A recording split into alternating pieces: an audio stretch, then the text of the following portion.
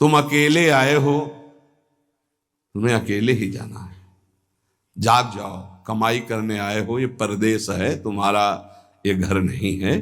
घर तुम्हारा वृंदावन धाम है, घर वाली प्रिया प्रीतम और सहचरियां हैं। तुम भूल गए हो, यहाँ तुम आए हो तो अब अपनी भूल मिटा दो। यहाँ तुम्हारा न कोई जननी है, न कोई जनक है, न कोई बंधु है, न कोई सुहृद है, न कोई रिश्ता है, न कोई नाता है। तुम बाबा जी हो इसीलिए बोलते हो, हम तो गृहस्थ हैं।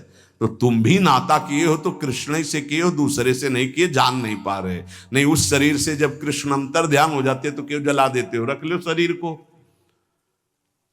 कृष्ण को तो देखा नहीं, जाना नहीं, लेकिन अनजाने में भी श्री कृष्ण से ही प्यार करते हो। कृष्ण आकर्षण जो सबके हृदय में एक पावर रूप से विराजमान परमात्मा तत्व, उसी का आप आदर करते हो।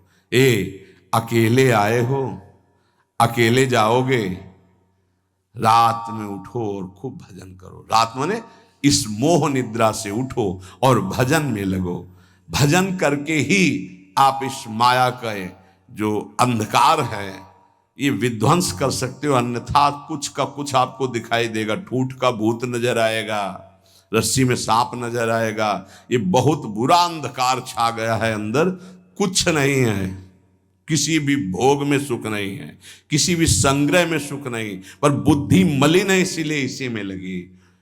हमारे आराध्य देव की हम पर बहुत कृपा हो गई है।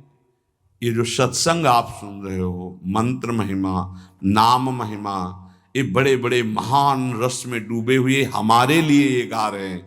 इसलिए पकड़ लो, जो तुम्हें मंत्र मिला है, जो नाम मिला है, इसकी परिपक्व अवस्था तुम्हारे और कृपा से, दोनों से होगी। तुम्हारी कृपा जरूरी है, वैसे सबकी कृपा हो गई है, बस आपकी कृपा बकाया रह गई।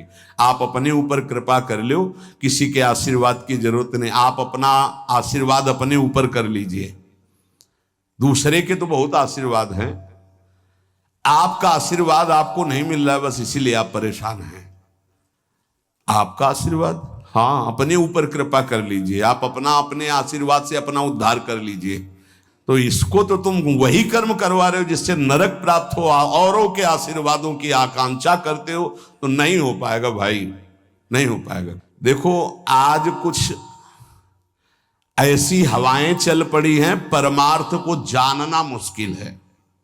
कैसे कैसे कैसे नौटंकी नाटक, मतलब आश्चर्य होता है कि तुम उपदेशक के मंच पर बैठकर ऐसे कैसे बोल सकते हो।